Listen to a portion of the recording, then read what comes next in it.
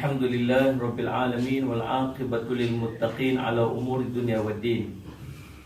Asyhadu an la ilaha illallah wa asyhadu anna sayyidana Muhammadan abduhu wa rasuluhu wa nusalli wa nusallim ala habibil karim sayyidina Mustafa sallallahu alaihi wasallam wa ala alihi wa ashabihi wa man tabi'ahum bi ihsanin ila yaumiddin. Subhanaka la ilma lana illa ma 'allamtana innaka antal alimul hakim. Rabbi shrah li sadri wa yassir li amri wahlul 'uqdatam min lisani yafqahu qawli. Bismillah ma syaa Allah la yasuqul khaira illa Allah ma syaa Allah la yasrifu su'a illa Allah ma syaa Allah ma kana min ni'matin fa min Allah ma syaa Allah. Wala hawla wala quwwata illa billah al-aliyyil azim, amma ba'du.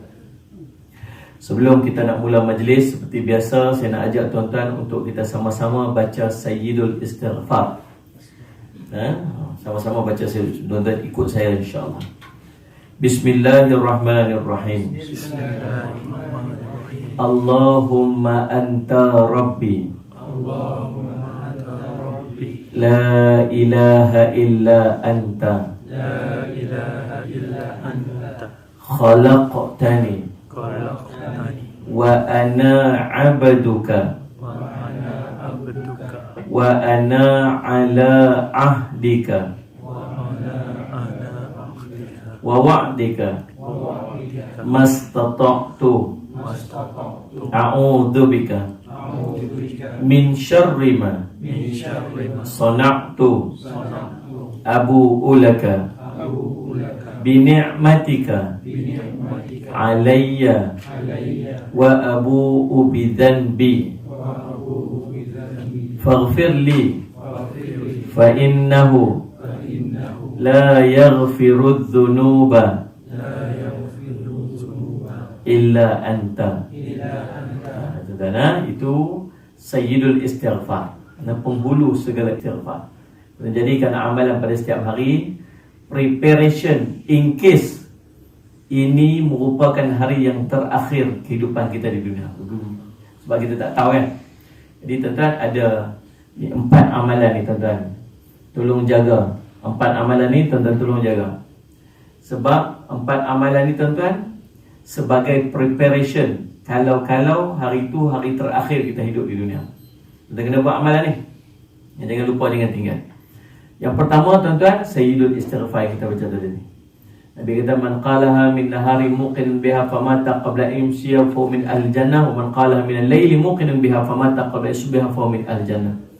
Siapa yang baca pada 11 siangnya lalu dia mati pada 11 siang tersebut sebelum daripada malamnya, maka dia daripada ahli syurga Allah.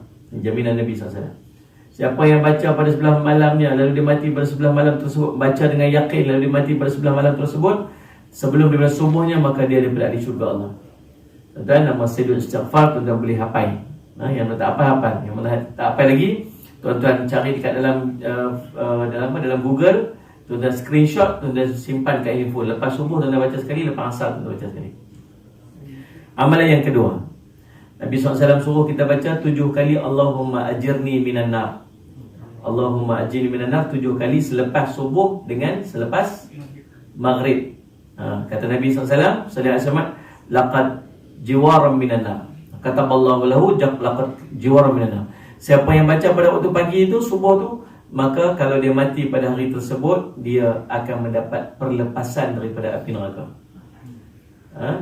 Wa man qalaha, siapa yang baca pula pada sebelah malam tersebut, sallallahu alaihi wasallam Muhammad, baca pada sebelah malam tersebut lepas daripada maghrib dah, lalu dia mati pada sebelah siang sebelah malam tersebut, maka dia laqad jiwara minan nar, maka dia dapat perlepasan daripada api neraka. Ini penting tuan-tuan. So 2 jaminan dah. Satu tadi Sayyidul Istighfar dapat masuk syurga, yang ni jaminan daripada dia tak masuk neraka.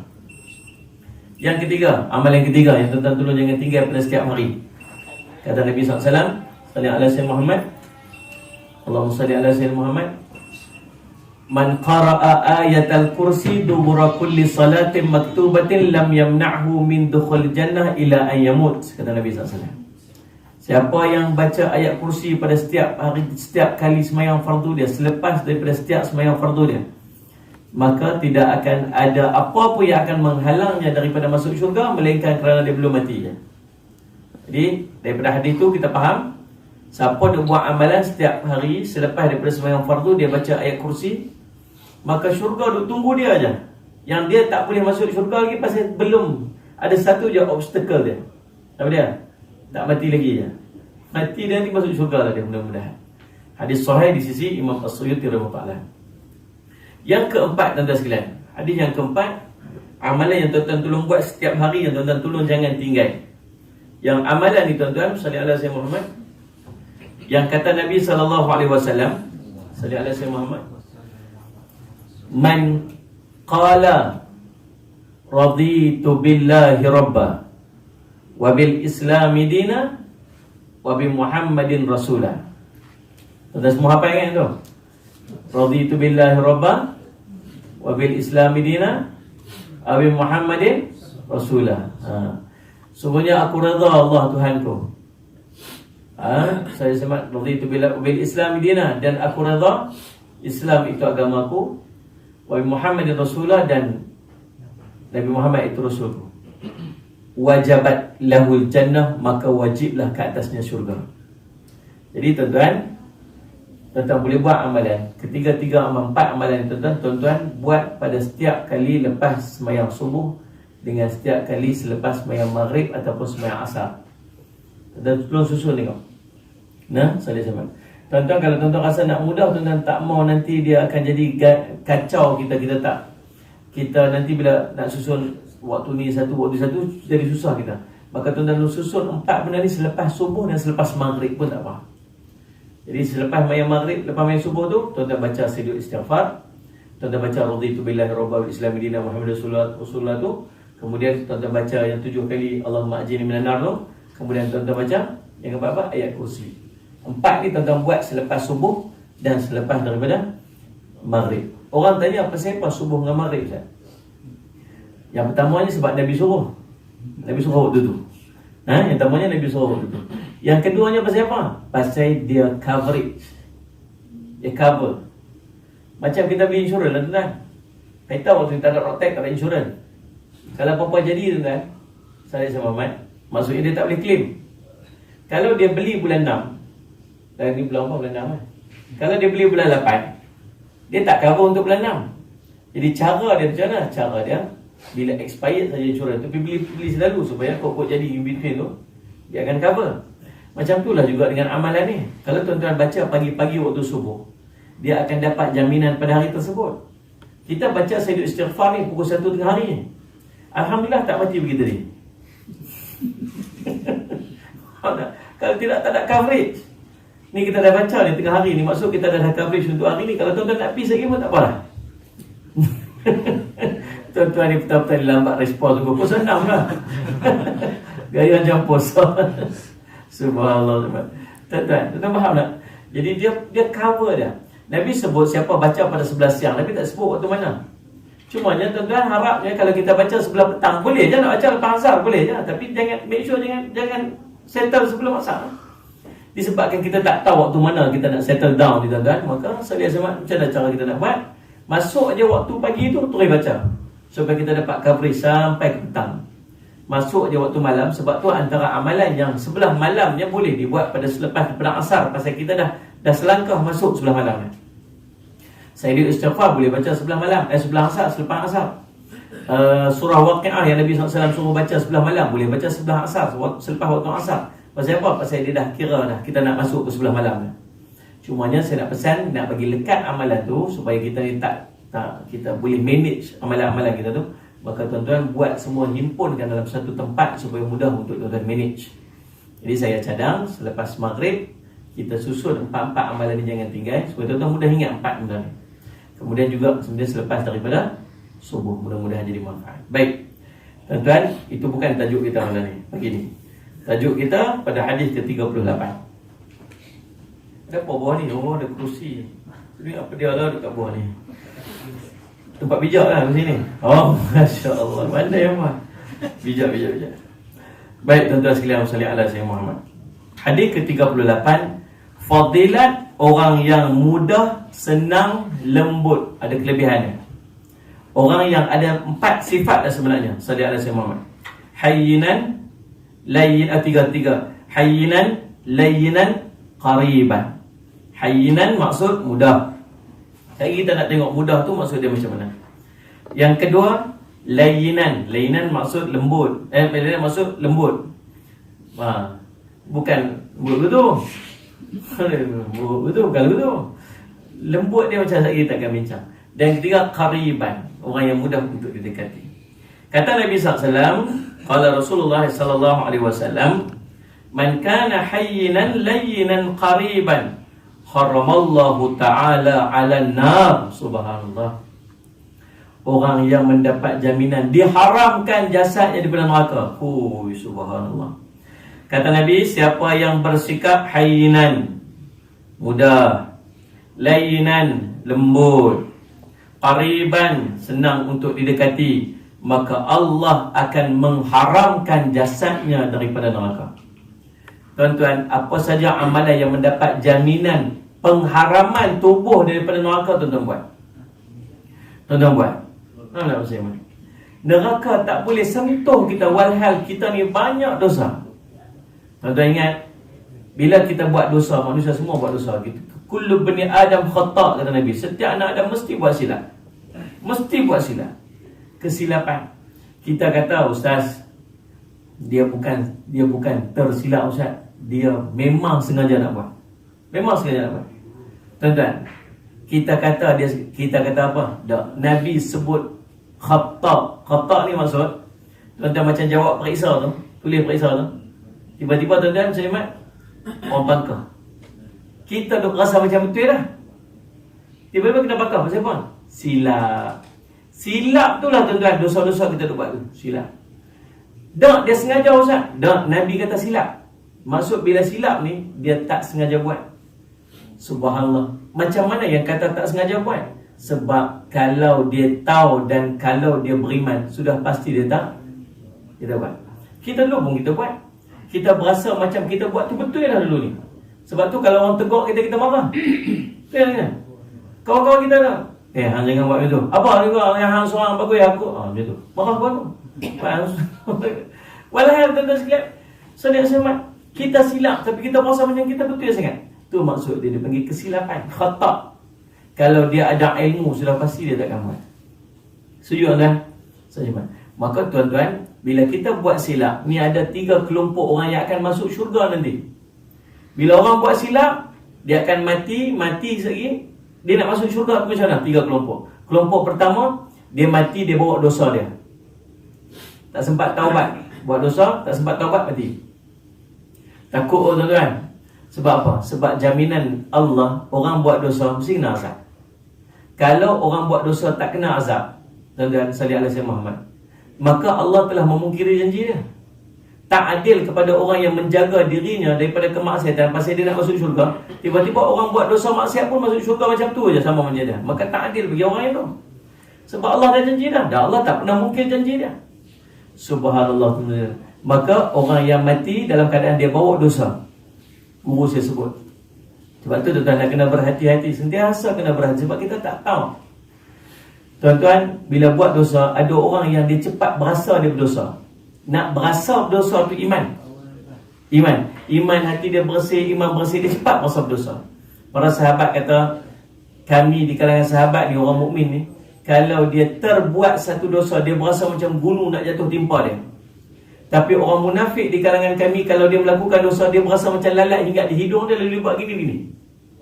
Saya kata, tu para sahabat kata, saya kata kita kena lebih teruk pada orang munafik zaman Rasulullah. Tak pasal apa, lalat pun tak berasa. Suruh tak ni? Tuan-tuan duk buat, Allahumma salli alaihi. Kita punya imun dengan sampai tak berasa. Maka tuan-tuan, di antara tanda orang ni bersih daripada dosa, di antara tanda orang ni dan imannya cergas, imannya jernih, ialah dia sentiasa berasa berdosa. Dia buat maksiat je, dia akan berasa gelisah dia tu. Maka dia akan cepat-cepat untuk bertaubat. Tuan-tuan, Ustaz Syamad, sebab tu nak bertaubat, Nabi suruh buat cepat-cepat. nak bertaubat, taubat cepat-cepat. Ulama suruh nak taubat cepat-cepat. Tahu pasal apa nak kena cepat bertaubat? Sebab rasa tu akan gradually hilang. Tuan faham tak? Contoh kan, tuan-tuan duk mengaji, fitnah ni dahsyat, mengumpat ni dahsyat. Nabi kata fitnah tu lebih besar, mengumpat tu lebih besar daripada berzina. Sahabat ni, ya Rasulullah, berzina macam mana kata berzina lebih mengumpat lebih besar daripada berzina? Berzina ni dahsyat lah, tuan-tuan. Faham tak sebab kita hidup main masjid ni, saya rasa tak buat kot macam tu. Faham tak sebab? Tapi mengumpat semua orang buat. Semua orang buat, bercakap. Macam mana yang Nabi kata mengumpat ni lebih besar daripada berzina? Nabi kata orang yang mengumpat lalu dia bertaubat, orang yang berzina lalu bertaubat kepada Allah, Allah akan ampun dosa dia. Orang yang mengumpat, orang yang berzina, kalau diminta ampun pada Allah, Allah akan ampun dosa dia. Bawa bila besar mana dosa sekalipun. Ada orang kata Allah satu dia kursi, bawa dosa sepenuh bumi dosa dia. Setiap inci di tanah ni semua dosa dia belakang. Lalu dia minta ampun pada aku ampunkan, aku tak peduli, kata Allah. Ada orang yang bawa dosa sepenuh langit dan bumi dosa dia, kata Allah. Lalu dia minta ampun kepada aku ampunkan, aku tak peduli, kata Allah. Tuan-tuan, bab dosa dengan Allah mudah, tuan-tuan. Tapi kata Nabi SAW, kalau orang tu mengumpat seorang yang lain, selagi dia tidak dimaafkan oleh orang tu, selagi tu dia menanggung dosa. Dah faham tak? Tambah tuan-tuan, Ustaz Syamad, bila kita bercakap sekarang ni, tuan-tuan, nak jadi jariah pahala pun senang, nak buat jariah dosa pun senang. Satu benda je, tuan-tuan dapat satu maklumat, ada 6 orang kat atas tu, yang kita tak tahu orang tu buat ataupun tidak. Tuan-tuan share, tuan-tuan, satu klik lah, klik, hantar pergi tuan-tuan semua grup yang kita ada, share, tuan-tuan. Waktu dia panggil jariah dosa. Kalau orang tu buat dan percakapan dan perbuatan kita tak ada manfaat pun kepada dia, maka dia mengumpat. Kalau tuan-tuan buat, tiba-tiba dia tu tak buat, tuan-tuan kata tiba-tiba dia tu tak buat, maka tu jadi fitnah. Tuan-tuan boleh bayang tak pergi depan dia nanti, pergi depan Allah nanti, dialah orang pertama yang akan pergi tuntut kat kita. Dalam riwayat cerita, waktu kita dah berdiri depan Allah, tuan-tuan, waktu kita di pahala dah banyak, cukup dah untuk masuk syurga. Waktu timbang tu, waktu duk tengok pahala tu kira sebab waktu tu lega dah, berasa pahala lebih banyak pada dosa dah. Lega dah. Kan Allah cerita dalam riwayat Nabi SAW cerita. Tunjuk ni, baca satu-satu ni, satu-satu baca ni. Yang 99 dokumen sejauh mata-mata tu. Baca satu sampai last habis baca tu. Allah tanya, wahai hamba-Ku, ada tak benda yang kamu tak buat dulu yang malaikat aku sengaja tulis? Kamu tak buat tapi malaikat saja tulis. Dia kata, la ya Rabbi, tak ada. Ada tak benda yang kamu buat tapi malaikat aku tak tulis? La ya Rabbi, tak ada. Ada tak benda yang kamu punya alasan hari ni kamu nak bagi? Dulu waktu dunia banyak alasan sangat kan? Tak semayang banyak alasan, tak puasa banyak alasan, tak tutup aurat banyak alasan, macam-macam alasan kita boleh cari. Hari ni ada alasan tak? La ya Rabbi, tak ada alasan. Habis dah, bila semua dah timbang, dah tengok cantik, kita punya pahala lebih banyak pada dosa dah. Tiba-tiba Allah angkat tu. Hadi, malaikat kata, hadil kitab fulan ibni fulan andi fulan bin fulan, ni kitab ni milik fulan-fulan ni. Ada siapa nak main tuntut kat dia? Tuan-tuan tengok waktu tu, tuan-tuan, berderu manusia main nak tuntut dengan kita. Jiran sebelah rumah kita, kawan kat pejabat sebelah kita, kawan-kawan yang kenal, yang tak kenal kita pun dia main. Yang tak kenal pun main. Ni siapa ni? Tak kenal. Macam mana main tuntut kat siapa? Hari tu ingat tak, hantar share poster saya. Bibo, saya tak cakap benda tu. Bibo tu, abang balik dah malam-malam ni, malam Jumaat balik cepat dah. Saya tak kata macam tu. Tak pasal-pasal, tuan-tuan. Jangan main-main. Saya cuma tuntut. Faham ni? Lepas tu tuan-tuan jaga elok-elok. Bukan main ramai ni, bukan tuntut. Habis pahala, tuan-tuan. Pahala kita yang tadi kikih sampai habis. Habis pahala kita bagi ke orang tu. Ni, dosa-dosa dah pula kita tanggung. Sebab tu tuan-tuan, bab fitnah, bab mengumpat, tuan-tuan, tolong jaga. Jangan sampai keluar pada mulut kita. Tuan-tuan, tu pernah tak berlaku pada tuan-tuan satu hari, waktu tuan-tuan duduk lepak kedai, kat kedai kawan-kawan, kat kedai, balik raya balik raya itu tuan-tuan, reunion lah, kawan-kawan sekolah dulu, kawan-kawan tempat kerja apa semua, kawan-kawan geng-geng kampung dulu, semua pekat balik. Dalam celah-celah balik tu tuan-tuan, ada seorang dua yang tak boleh join. Faham tak? Tadi kata nak main dah. Dalam grup kita tu dah bagi tahu kata dia nak main dah. Tiba-tiba tak main. Salah Jumaat. Faham tak? Jadi bahan lah dia malam tu. Nak kena gari kaki lah, TV, takut bini lah, apa semua buat kat dia. Faham tak Jumaat? Dalam kita duduk sembang pasal dia, tiba-tiba kita terkeluar satu cerita yang kita tak tahu dia buat ataupun tidak. Terkeluar satu cerita. Hantar tak kawan kita ni macam tu. Tengah-tengah duk bercerita tu, kawan kita pun gelak-gelak apa semua pekat, agree, ada yang against apa semua. Tiba-tiba kita teringat kuliah tengah hari ni. Teringat kuliah tengah hari ni. Dia buat ke tak buat? Ya Allah, sudah silap dah, terlajak pula dah. Tak nak bercakap, tak ada handbrake, lajak gitu. Oh sudah ni nak buat macam mana ni? Tuan-tuan, saya nak tanya, berapa ramai di kalangan kita yang pada waktu tu dia boleh withdraw balik apa dia cakap? Faham tak ni? Dia boleh nak putus balik kawan-kawan dia. Ni minta maaf tadi aku kata pasal kawan aku tadi ni, kawan tadi ni. Tak betul kot, tak betul. Dia nak sebut tu tuan-tuan, jangan haraplah. Betul ni? Kau ni pasal apa tengah hari ni? Orang tanya pun tak main. Macam duk kenal smash biji sendiri. Dak, tak kawan kita tu tak apa lagi ni. Dia yang kita duk sembang pasal dia agak-agak rajin nak telefon dia ni. Assalamualaikum, salam. Duduk lah ni, duduk rumah. Buat apa? Tengok bola. Dah tadi kami duduk minum kawan-kawan tadi, berapa orang tadi duduk. Aku terlajak sikit cakap pasal minta maaf lah. Cakap apa pasal aku? Sudah dah. Jangan main-main tuan-tuan. Sebab tu sebelum cakap pikir lu. Waktu ulama kata lidah ni milik kita bila kita belum cakap, tapi menjadi milik orang selepas kita bercakap. Maksud dia apa? Kita bertanggungjawab dengan apa yang kita cakap. Masalah dengan Allah mudah tuan-tuan. Tuan-tuan minta ampun je, Allah ampunkan dosa. Tapi masalah dengan manusia ni sangat susah. Tuan-tuan, saya semat. Tapi waktu lepas tuan-tuan bercakap tu, tuan rasa gelisah. Ni orang mengaji ni rasa gelisah, bawa kereta nak balik tu rasa, macam mana lah aku nak berbetul ni, macam mana aku nak buat ni, silap lah aku tadi. Berasa gelisah. Pasal apa? Pasal baru. Saya balik lagi, dah tidur, esok bangun pagi tu kan, lepas tu lusa. Lama-lama dia gradually hilang. Perasaan tu makin hilang. Lama-lama kita dah tak rasa gelisah itu. Tuan-tuan, sebab tu ulama kata, bila buat dosa, jangan bertanggung untuk bertaubat. Sebab waktu kita mula-mula buat dosa, waktu tu hati kita masih gelisah. Dan kita nak bertaubat, kita masih rasa kegelisahan. Maka taubat kita pada waktu tu jadi taubat yang bersungguh-sungguh. Dia panggil taubatan nasuha. Tapi benda yang dah tahun lepas nak bertaubat, benda yang dah berapa tahun nak taubat, dia tak berasa dah, susah. Anda faham tak ni? Tuan-tuan sekalian Muhammad, maka taubat, segera bertaubat. Ada orang lepas dia buat dosa dia taubat, Cuma yang tuan boleh bayang tak pada hari last tu, hari dia nak mati tu, lepas tu jaga elok-elok. Tengah duk buat kereta, tengok anak, tengok perempuan, tengok. Faham tak? Faham accident. Last dia tengok tu dan dosa yang last dia tak sempat bertaubat. Anda faham tak ni? Berhati-hati sekalian.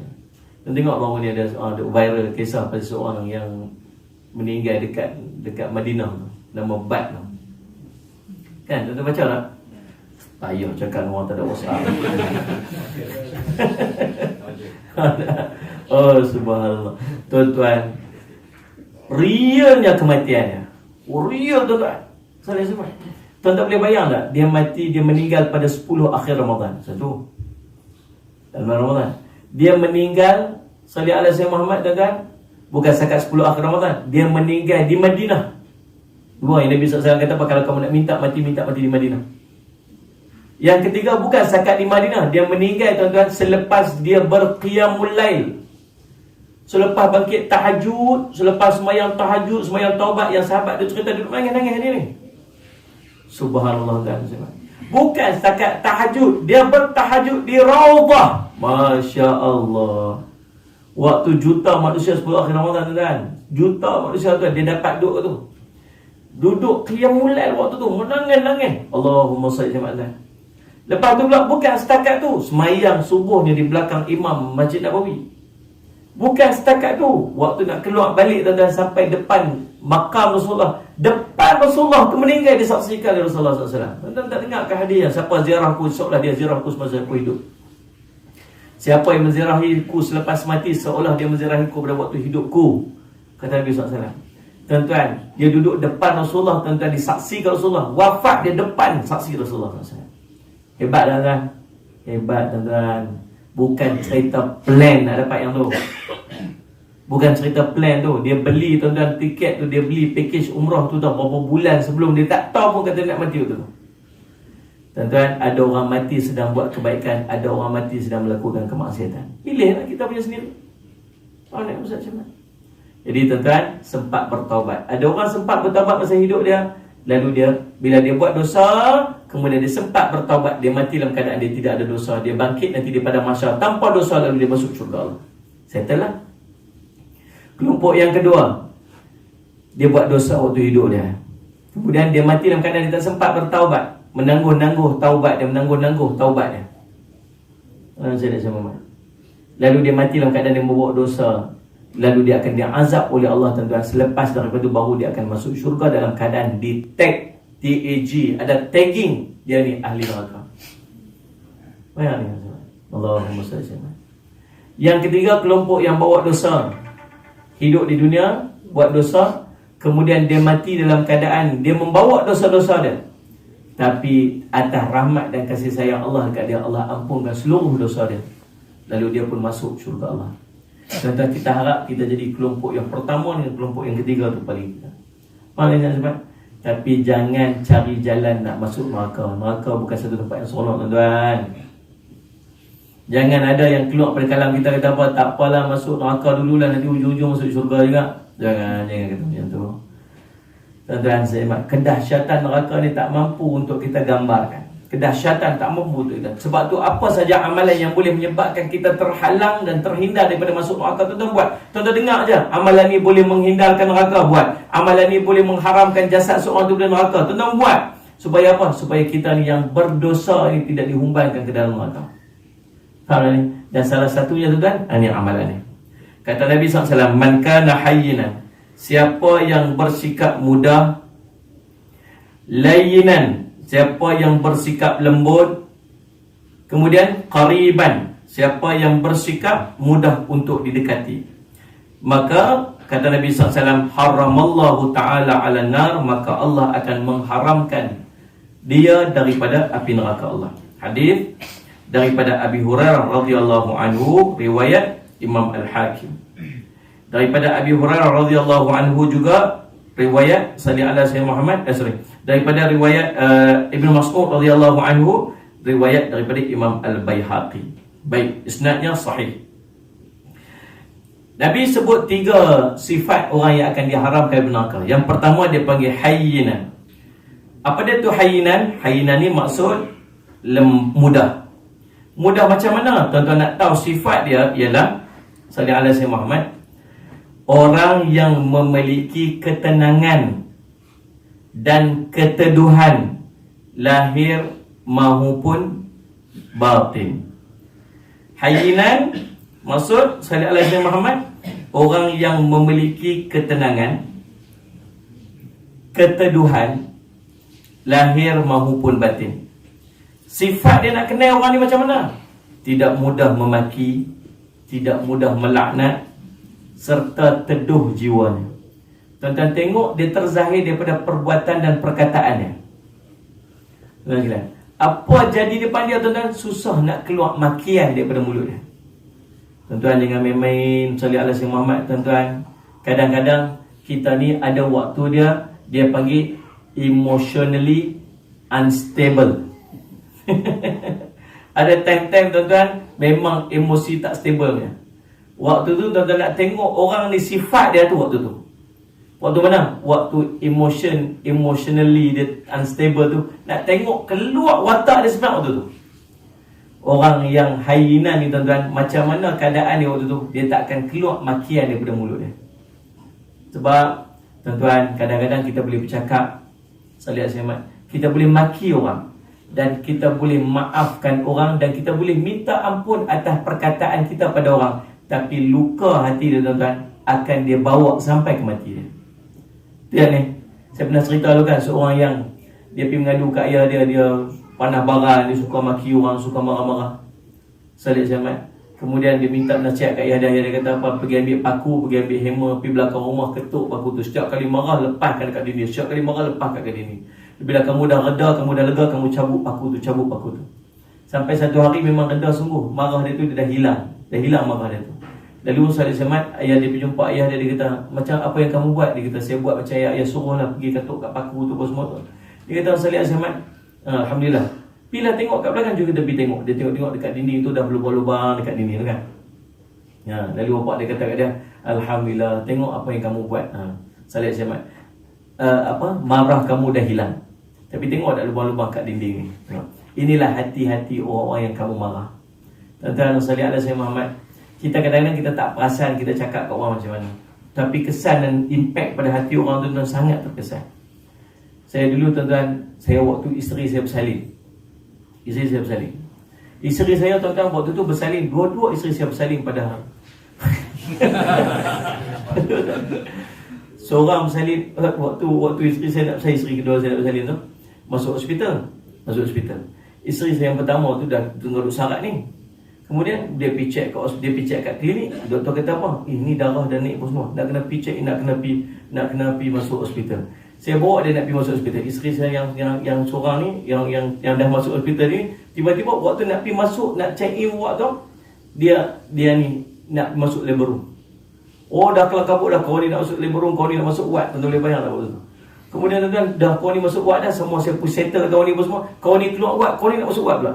Kau ni masuk labor room, kau ni keluar labor room. Kelam kabut tuan-tuan waktu tu. Saya dengan anak-anak saya duduk handle sorang-sorang tu. Tuan-tuan, dah settle apa semua tu. Sebab isteri saya seorang, anak saya seorang bersalin 4 bulan, seorang bersalin 5 bulan. Jadi tuan-tuan bersalin Al-Samad, dia macam kembang lah. Saya bawa anak-anak saya yang kecil-kecil tu, anak-anak saya yang lain tu, bawa untuk pergi makan tengah hari. Makan kat restoran. Tuan-tuan bersalin Al-Samad, yang baru-baru ni saya pergi makan lagi sekali. Saya makan, saya bawa. Saya kata, kakak ingat tak kita pernah main restoran ni dulu?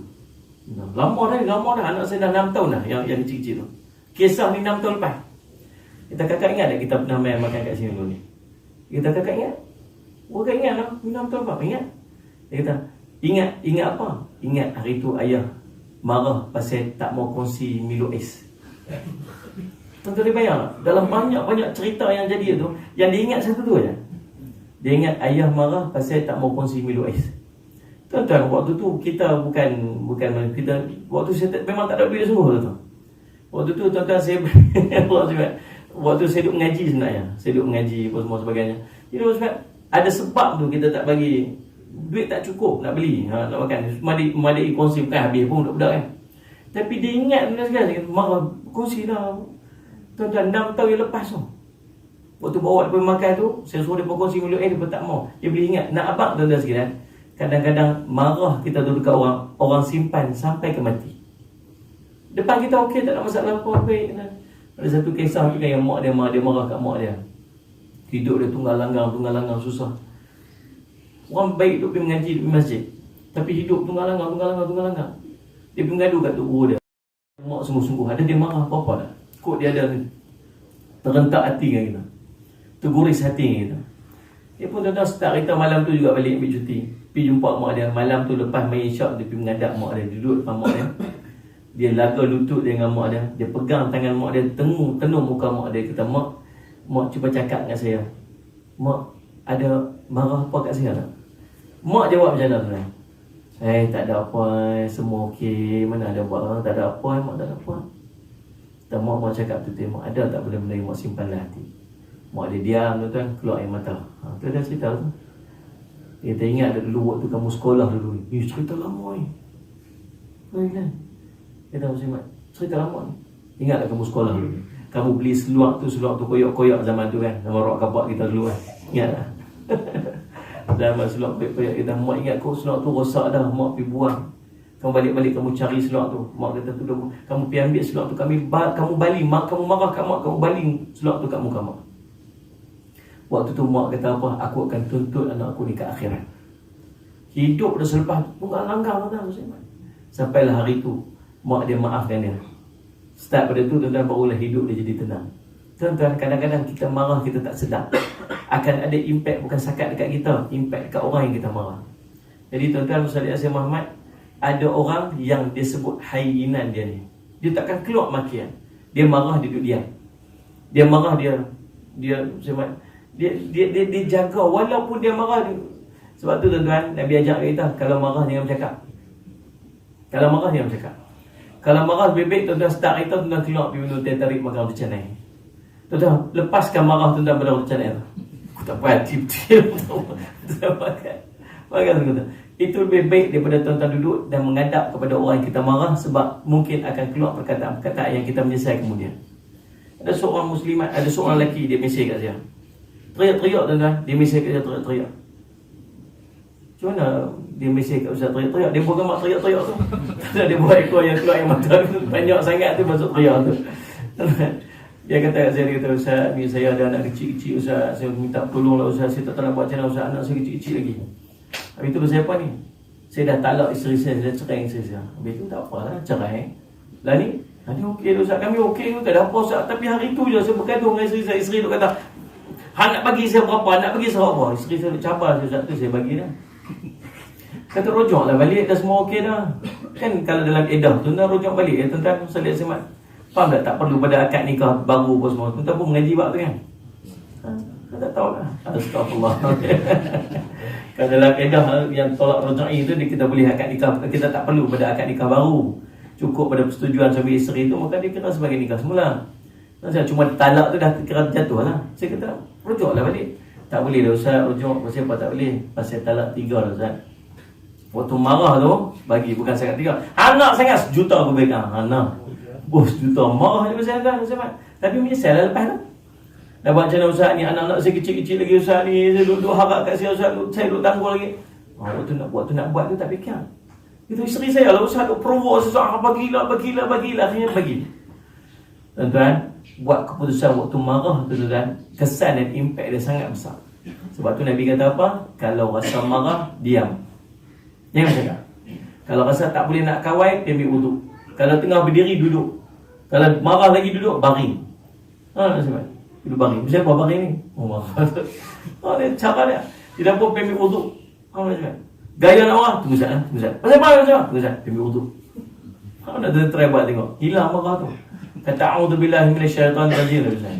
Maksud dia, jangan lajak. Sebab waktu tu kita punya true color kan keluar. Waktu kita tak stable tu, waktu tu true color kita akan keluar. Waktu ni tengok, oh soleh, kata ya tak kepala, bukan main dia cakap lah, Ustaz Imat dengan dia kata apa? Pijak semut bunda aja. Mana saya tanam tebu ni? Betul tu bagian. Cakap punya lembut, baik dia marah tuan-tuan. Mana kan? Waktu tegak-tegak, janganlah tegak macam ni, janganlah marah, jangan marah. Duk kata lagi, jangan Allah kata. Dia keluar kan true color dia. Maka tuan-tuan, masa semat, tuan-tuan nak tengok orang ni hainan betul-betul, macam mana keadaan pun tuan-tuan, yang akan keluar daripada perkataan-perkataannya bukan makian. Faham tak? Bukan makian, bukan Allahumma salli ala sayyidina Muhammad yang disebut sebagai apa? Laknat dan sebagainya. Yang kedua, Nabi SAW sebut tentang layyinan. Sifat yang kedua, layyinan. Layyinan dia apa? Orang yang lemah lembut dan santun. Baik dalam tutur katanya, bersikap tidak kasar. Salli ala sayyidina Muhammad, tidak kasar. Lemah lembut dan selalu menginginkan kebaikan kepada sesama manusia. Ini disebut sebagai layyinan. Salli ala sayyidina Muhammad. Lembut, santun. Kadang-kadang kita kenal orang ni saya tak boleh kira dia, tak boleh buat kira langsung dengan dia. Tu bukan sifat orang layyinan. Kadang-kadang tuan-tuan, ada benda yang kita kena give and take. Saya baru ni tuan, saya dah terasa hati dengan seorang. Saya terasa hati sungguh tuan. Dia buat sepatutnya benda yang tak sepatutnya dia buat kat saya. Terasa sungguh ni. Bila terasa ni tuan, kita duduk tak sampai ke tahap kita nak marah-marah lah. Saya ni jenis kalau saya marah nanti saya duduk diam, saya tak mau cakap. Orang tahu lah kata saya marah lah. Masuk start kereta kan, belah tutup pintu keluar tu tahu tu marah lah tu, Ustaz Jafri tu marah. Nabi macam tu. Orang perasan saya tu marah ni. Maka tuan-tuan, saya sangat terasa hati dengan dia. Saya rasa macam saya tak boleh nak maafkan perangai dia tu. Saya rasa saya tak boleh maaf perangai dia tu. Waktu saya pergi Singapura, baru ni saya boleh balik Singapura 2 hari lepas. Sembahyang Jumaat lepas tuan-tuan, saya dekat Singapura. Hari itu saya tak khutbah, saya dengar khutbah. Jarang saya dengar khutbah, selalu saya baru bagi khutbah kan. Bila kita dengar khutbah, baru kita tahu macam mana mujahadahnya dengar khutbah, menahan mata ya. Saya faham dah, baru saya faham jiwa tuan-tuan. Tapi subhanallah tuan-tuan, waktu duduk dengar khutbah tu betul Allah nak tegur kita kadang-kadang. Allah tegur kita ni tuan-tuan, kadang-kadang Allah tegur kita ni bukan, Allah tegur kita dengan suasana, dengan ustaz tu bercakap macam kata kat kita. Dia kata kita sebiji-sebiji, padahal dia baca khutbah dia. Dia seolah macam ni lah, translate daripada bahasa dia kata, buat apa nak marah dekat orang? Buat apa nak simpan dendam marah dekat orang? Apa faedah yang kamu dapat daripada kamu simpan dendam kat orang? Kamu maafkan orang, hati kamu akan jadi tenang. Bila kamu ampunkan semua kesilapan orang, hati kamu hidup, kamu akan jadi tenang. Kamu hidup di dunia bukan berapa lama pun. Berapa kamu nak hidup dalam keadaan kamu gelisah atas semua perbuatan orang. Allah suruh ajak kat kita untuk kita maafkan semua orang, dan hidup kamu akan jadi sangat tenang. Tentu kita dengar macam, ya Allah, dia kata kat aku sebiji ni. Lepas habis malam Jumaat tu, saya hantar mesej punya panjang jela dia kata apa-apa saya minta maaf lah, saya anggap macam tak ada apa-apa lah, saya harap macam tu, penjela tuan-tuan. Walhal bukan salah saya pun. Macam tu lah lebih kurang kita kata. Bukan tuan-tuan, tak ada dia panggil apa, Ustaz Simat, rugi sikit pun. Bukannya kalah orang yang mengaku kalah. Orang yang letak, tak apalah aku minta maaf lah. Tuan-tuan, sikit pun dia tidak letakkan di kandang orang yang salah. Bahkan dia akan diangkat darjat di sisi Allah. Maka tuan-tuan, Musalli ala Sayyidina Muhammad, kita kena belajar jadi apa? Jadi orang yang banyak betul ansar. Banyak lemah Bani Ustaz Simat, tuan-tuan. Dia panggil apa? Santun, jaga bahasa, tidak kasar dan sebagainya. Dan yang ketiga, Nabi SAW sebut orang yang akan diharamkan jasad bermaka, tuan-tuan, orang panggil qaribun. Qariban. Siapa ni orang qariban? Orang yang mudah untuk didekati. Dia akrab, dia ramah untuk diajak bicara, menyenangkan hati bagi orang yang diajak bicara, dan murah kepada senyuman jika dia bertemu. Tentu kalau kamu tak mampu untuk bersedekah, cukuplah dengan bila kamu berjumpa orang dengan wajah yang sejahtera. Tahu tak? Dia buat senyum. Dan kita ni kena jadi orang yang kalau orang susah hati, orang tengok kita hati dia jadi tenang. Betul itu? Faham tak? Ini kita ni, kalau orang susah hati tengok kita muka lagi serabut. Lagi serabut muka dia. Jadi tentang saya Syamat, mudah untuk didekati. Sampai ke tahap kalau orang ada masalah, kita ni di antara orang yang dia akan telefon. Maksudnya kita ni dah ada peranan dalam masyarakat. Ulama pesan, bila kamu duduk dalam satu-satu masyarakat, salli ala Sayyidina Muhammad, tuan-tuan, kamu kena ada peranan kamu. Apa benda yang kita kontribut dekat masyarakat? Tuan-tuan, kalau kita duduk kat situ, orang masih duduk dalam maksiat, maksudnya kita tak ada peranan. Kalau kita duduk dekat tempat tu, tak ada siapa pun yang reti semayang pasal, maka kita ni dengan sekalian tak ada peranan. Kita kena ada peranan dalam masyarakat. Kita kena ada peranan pada orang yang duduk di surrounding kita. Nak dapat buat peranan tu, tuan-tuan kena jadi orang yang qariban. Qariban apa? Mudah untuk didekati. Jangan sampai orang tak suka kat kita, tuan-tuan. Jangan sampai orang duk harap doa kita mati. Jangan sampai tahap macam tu. Maka tuan-tuan sekalian, maka 3 orang ni lah tuan-tuan yang Nabi SAW kata apa ni? Haramallahu ta'ala ala nar. Allah akan mengharamkan jasadnya daripada api neraka Allah Subhanahu wa taala. Wallahu Subhanahu wa taala a'lam. Pertemuan kita akan datang, kita akan masuk pada hadis yang berikutnya, orang yang akan mendapat jaminan syurga pula. Allahumma salli ala sayyidina. Insyaallah mudah-mudahan pertemuan kita pada hari ini diberkati oleh Allah. Saya minta ampun, minta maaf salah dan silap. Aqulu qawli hadza wa astaghfirullah li wa lakum.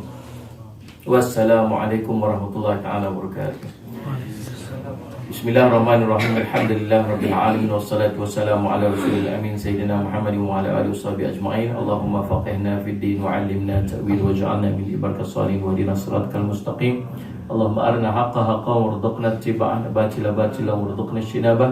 Wa sallallahu ala sayyidina Muhammad wa ala alihi wasallam. Alhamdulillah rabbil alamin. Tuan-tuan, dekat belakang sana, dekat luar sana ni buku saya yang terbaru, tuan-tuan. Buku Hidup Dalam Sunnah ni saya susun amalan Nabi SAW daripada bangun tidur sampai tidur balik. Dan dekat dalam ni pun ada doa-doa yang banyak, tuan-tuan, yang Nabi SAW amalkan sepanjang daripada hari dia. Contoh macam tuan-tuan, satu doa yang sangat penting yang kita rasa macam tak ada apa, yang saya nak pesan kat tuan-tuan. Doa buka baju. Doa buka baju. Tuan-tuan ingat macam tak ada apa, kita pun tak hafal doa ni rupanya, tuan. Banyak orang saya tanya ramai yang tak hafal doa buka baju. Doa pakai baju ada. Ada yang kita pakai, ada yang kita hafal. Tapi doa buka baju jarang orang hafal. Tak pasal apa, kita rasa macam tak penting. Walhal Nabi SAW ajar dekat kita, Nabi kata apa? Tuan-tuan, sebab terutama orang perempuan. Bila kita buka baju ni, tuan-tuan, semua orang nak tengok tubuh badan kita. Apa orang lelaki-lelaki orang tak lalu nak tengok. Astaghfirullahalazim, motor tu dah syaitan apa? Malaikat mustaq motor belah awal tu tak lulu tengok. Tapi dengan orang perempuan ni tuan-tuan, bukan setakat manusia nak tengok, jin pun nak tengok. Manusia ni punya sampai nak letak kamera nak tengok tubuh orang perempuan. Jin tuan-tuan tak payah letak kamera, tak payah bubuh dinding dia nak tengok. Maka ada amalan yang akan menyebabkan nanti bila kita baca, syaitan, maksudnya Allah akan menghijab tubuh kita daripada pandangan jin dan manusia. Nah, doa tu ada dekat dalam ni. Abang tu tak beli buku ni.